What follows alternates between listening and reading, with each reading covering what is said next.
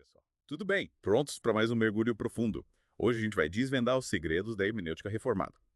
É isso aí, um método que usa a fé e o intelecto para entender a Bíblia. E o que me chamou a atenção logo de cara foi essa ênfase na natureza, digamos, dupla da Bíblia. Yeah. Ela é divina e humana ao mesmo tempo, né? Sim. E essa ideia, que parece simples, tem um impacto enorme na forma como a gente lê e interpreta as Escrituras. É tipo, como se a gente precisasse entender os dois lados da moeda para ter uma visão completa. Exatamente. Por um lado, a gente reconhece a humanidade da Bíblia, o contexto histórico, a cultura da época. Hum. E por outro, a gente lembra da sua natureza divina, da autoridade da mensagem, da relevância eterna. Entendi? É como usar dois óculos, um para cada dimensão. Perfeito. E isso nos leva a outro ponto crucial: a importância da oração e do estudo sério. E quando a gente fala de estudo sério, inclui mergulhar nos idiomas originais, tipo grego e hebraico. Sim, mas vai além disso. É preciso ir fundo no contexto histórico e entender os gêneros literários, com as diferentes interpretações que surgiram ao longo da história. A gente precisa se equipar com todas as ferramentas para realmente compreender o texto. Falando em desafios, um dos nossos materiais menciona as dificuldades que muitos pastores no Brasil enfrentam, principalmente o acesso limitado a recursos para estudar os idiomas originais da Bíblia. É verdade. Imagina a responsabilidade de pregar e ensinar a palavra de Deus sem ter acesso às ferramentas essenciais para entender o texto original. Pois é. Isso levanta uma questão importante. Se aqueles que se dedicam ao ensino enfrentam obstáculos, como podemos esperar que os cristãos comuns se aprofundem nas escrituras? A gente precisa de recursos e treinamentos acessíveis a todos que desejam realmente entender a Bíblia. Faz muito sentido. E é inspirador ver tantos pastores comprometidos em interpretar as Escrituras fielmente, mesmo com essas limitações. Mas, sendo realista, estudar idiomas antigos pode parecer intimidador para muita gente. A hermenêutica reformada exige isso para entender a Bíblia. Não, de forma alguma. Claro que o estudo dos idiomas originais pode trazer insights incríveis, mas a hermenêutica reformada também coloca muita ênfase na clareza das escrituras. Ou seja, as verdades essenciais para a nossa salvação são acessíveis a todos que as buscam com sinceridade. Vamos, a mensagem central está ali, clara. Mas os detalhes, as nuances, a gente pode ir descobrindo com mais estudo. Exatamente. É ter humildade para reconhecer nossos limites e, ao mesmo tempo, confiar na orientação do Espírito Santo. Por falar em Espírito Santo, qual o papel dele em tudo isso? Como a gente equilibra o estudo intelectual com a dependência da guia do Espírito Santo na leitura da Bíblia? Boa pergunta. Para a hermenêutica reformada, o Espírito Santo é fundamental para iluminar as escrituras para o leitor. Certo. Não se trata de escolher um ou outro, mas de reconhecer que ambos trabalham juntos. Nossos esforços intelectuais nos ajudam a entender o texto, enquanto o Espírito Santo nos ajuda a compreender seu significado espiritual mais profundo e a aplicar essa mensagem em nossas vidas. Então, é como se o Espírito Santo abrisse a porta que nossos esforços intelectuais destrancam. Uma verdadeira parceria. Mas, e na prática, como isso funciona? Quais são os princípios da hermenêutica reformada que realmente guiam nossa interpretação da Bíblia? Um deles é a clareza das escrituras, que já mencionamos. Esse princípio nos lembra que, embora alguns trechos sejam desafiadores, a mensagem central da Bíblia é clara e acessível. Ufa, que alívio! Principalmente quando a gente se depara com aquelas passagens que parecem um enigma, né? Exatamente. Quais outros princípios você destacaria? Outro princípio fundamental é a autointerpretação das escrituras. Deixa a Bíblia se explicar.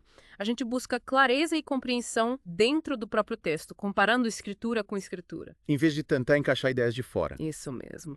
E por falar em encaixar, temos o princípio da analogia da fé, que nos ajuda a usar passagens mais claras para entender as mais difíceis. É como ter um mapa que nos guia pela Bíblia, garantindo que a gente entenda tudo de forma harmônica e consistente. Perfeito. Ao compreender a mensagem geral, os temas da Bíblia, a gente pode lançar luz sobre passagens que a princípio parecem confusas. Mas isso não tornaria a Bíblia meio previsível. Se tudo tem que se encaixar perfeitamente nesse esquema, ela não perde um pouco do mistério, da intriga. É um bom ponto. Esses princípios oferecem orientação, mas não eliminam a necessidade de estudo e reflexão. A Bíblia é um texto complexo. E mesmo com as melhores ferramentas, sempre haverá passagens desafiadoras que nos convidam a mergulhar mais fundo. Faz sentido. Acho que isso é parte do que a torna tão fascinante, né? Sempre tem algo novo para descobrir, mesmo em passagens que a gente já conhece. Com certeza. É uma jornada de descoberta e compreensão que dura a vida toda. Mas isso não significa que a gente deve evitar passagens difíceis.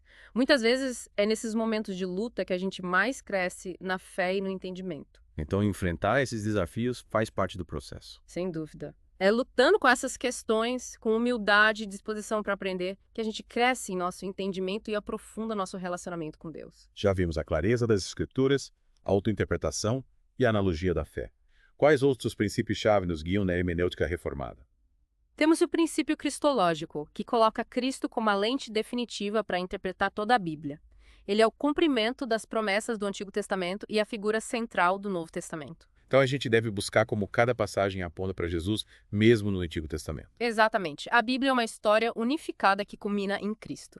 Esse princípio nos ajuda a evitar interpretações erradas e a entender o verdadeiro significado das Escrituras. Entendi.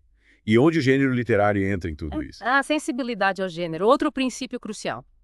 Reconhecer os diferentes estilos literários da Bíblia, como poesia, narrativa histórica, profecia, parábolas, é essencial para interpretar corretamente. Ou seja, a gente não pode interpretar um salmo da mesma forma que interpretaria um relato histórico, certo? Exatamente. Cada gênero tem suas características próprias. Entender essas diferenças nos ajuda a apreciar a riqueza da Bíblia. Já cobrimos a clareza das Escrituras, a autointerpretação, a analogia da fé, o princípio cristológico e a sensibilidade ao gênero. Tem mais algum? Sim, o contexto histórico e cultural. Esse princípio nos lembra que a Bíblia foi escrita em tempos e culturas específicas e a gente precisa entender isso para evitar erros de interpretação. Então precisamos levar em conta o público original, as normas sociais, o clima político, tudo isso. Exatamente. Sem essa compreensão, a gente corre o risco de impor nossas próprias ideias ao texto e perder o significado original. Nossa, quanta coisa para considerar. É como se a gente virasse detetive reunindo todas essas pistas para desvendar o verdadeiro significado. Mas mesmo com todos esses princípios, imagino que ainda existam passagens que permanecem um pouco misteriosas, né? Com certeza. A Bíblia é um livro complexo. E mesmo aplicando a hermenêutica reformada com cuidado, nem sempre a gente chega a respostas definitivas. Sempre haverá passagens desafiadoras. E o que a gente faz com elas? Desiste e finge que não existem. De jeito nenhum.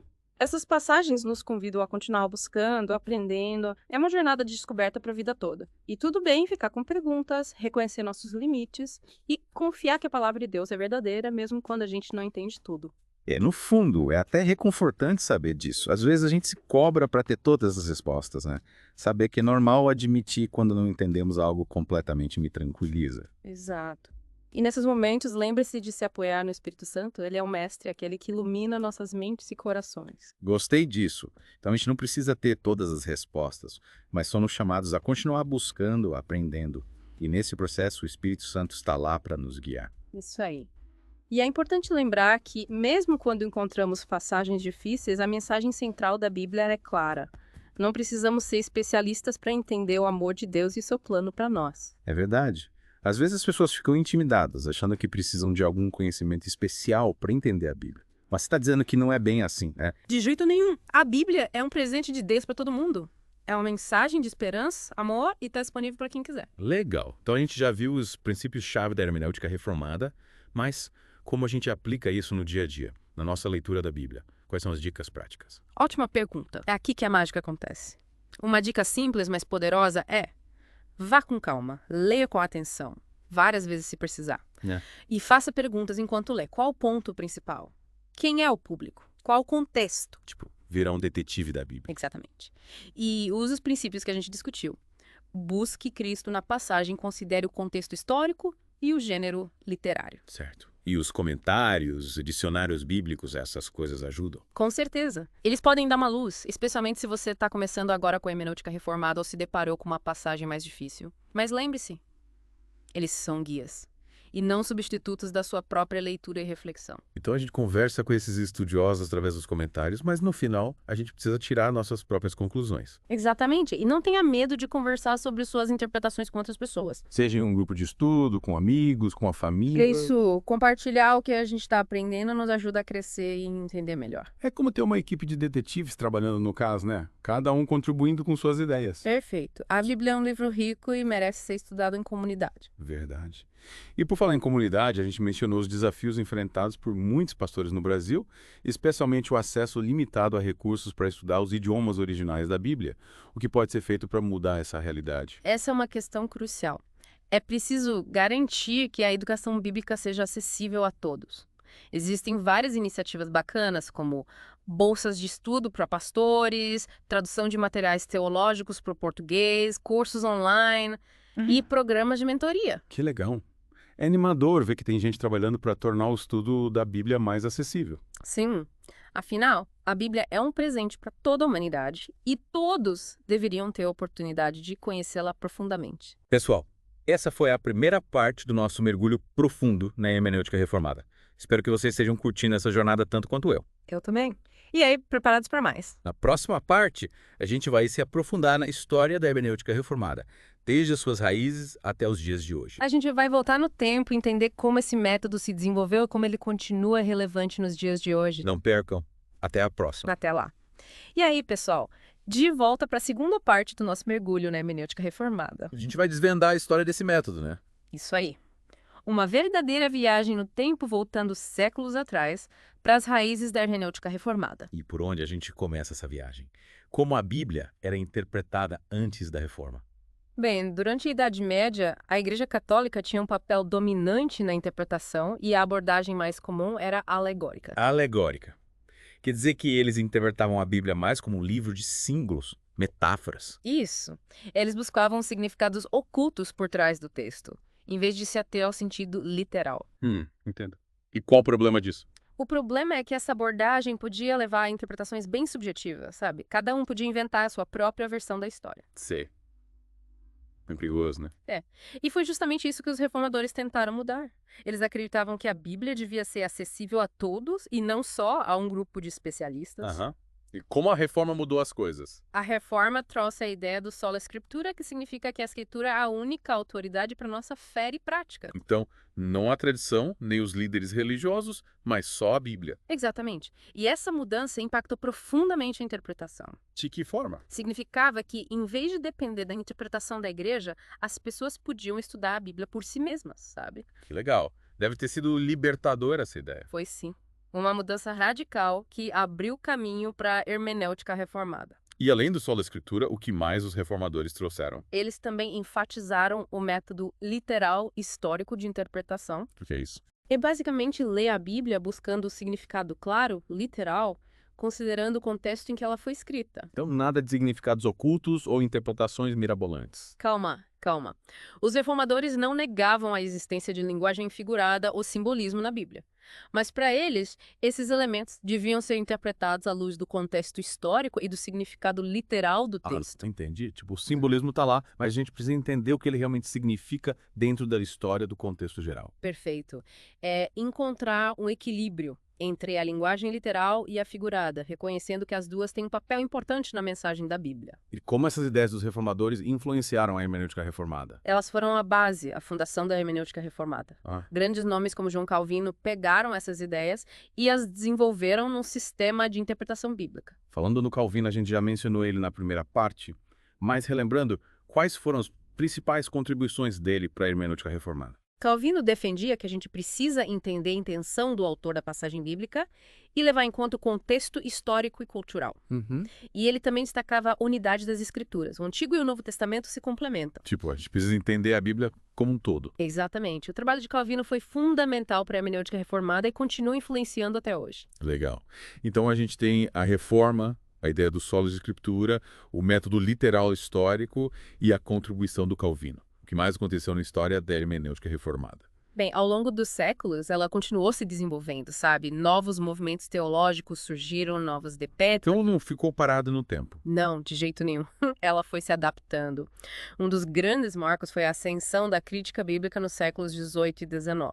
Crítica bíblica, parece um termo meio agressivo, né? Não é bem assim. A crítica bíblica é um conjunto de métodos para estudar a Bíblia de forma acadêmica. Tipo, entender a fundo a história, a autoria, as fontes. Isso. É como usar uma lupa para analisar cada detalhe. E a hermenêutica reformada se abriu a essas novas descobertas. Então ela se adaptou, mas sem perder seus princípios básicos. Exatamente. E essa capacidade de adaptação que a torna tão relevante hoje. Legal. Então a gente já viu como a hermenêutica reformada se desenvolveu, mas e hoje em dia?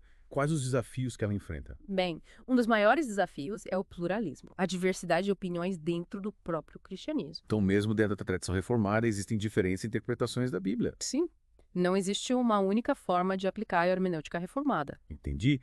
E quais são as grandes questões que a hermenêutica reformada tenta responder hoje em dia? Por exemplo, como a gente interpreta passagens que parecem contradizer a ciência?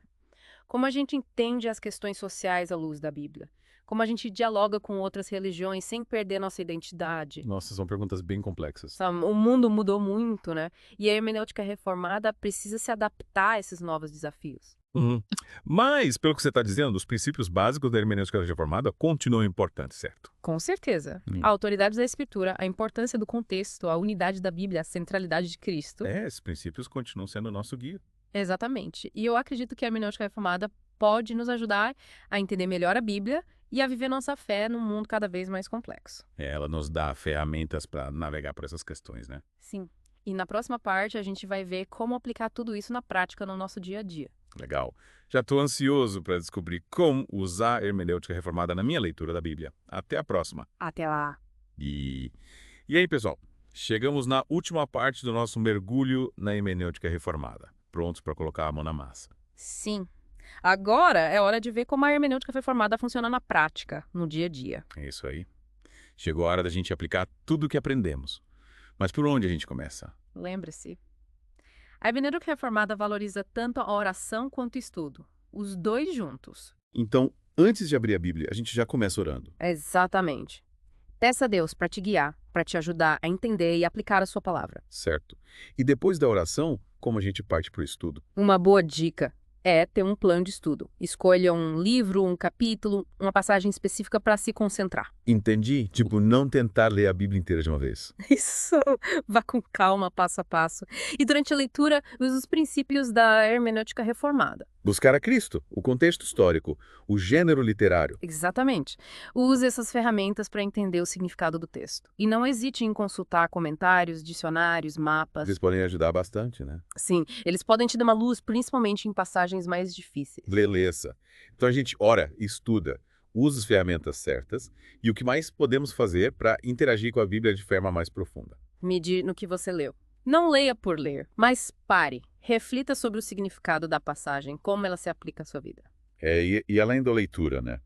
É deixar a palavra tocar nosso coração. Isso. Pergunte a si mesmo, o que Deus está me ensinando? Como essa passagem me desafia? Faz sentido. Porque, E anotar as reflexões num diário pode ajudar, né? com certeza, escreva seus pensamentos, suas perguntas, suas descobertas. É como registrar nossa conversa com Deus. E por último, mas não menos importante, converse sobre a Bíblia com outras pessoas. Trocar ideias, né? Sim, participe de um grupo de estudo, converse com amigos, com a família. A gente aprende muito quando compartilha, né? É verdade. E quando a gente se reúne para estudar a Bíblia, todo mundo cresce junto. Nossa, esse mergulho na hermenêutica reformada foi incrível. Abriu a minha mente para uma nova forma de ler e entender a Bíblia. Que bom. E lembre-se, essa é uma jornada que continua. A gente nunca para de aprender, né? Exatamente. A Bíblia é um livro inesgotável. Continue explorando, buscando e deixe a palavra de Deus transformar sua vida. Pessoal, essa foi a nossa última parte do mergulho na hermenêutica reformada. Esperamos que vocês tenham gostado. E que esse conhecimento ajude vocês a se conectarem com a Bíblia de uma forma mais profunda e significativa. Até a próxima. Tchau, tchau.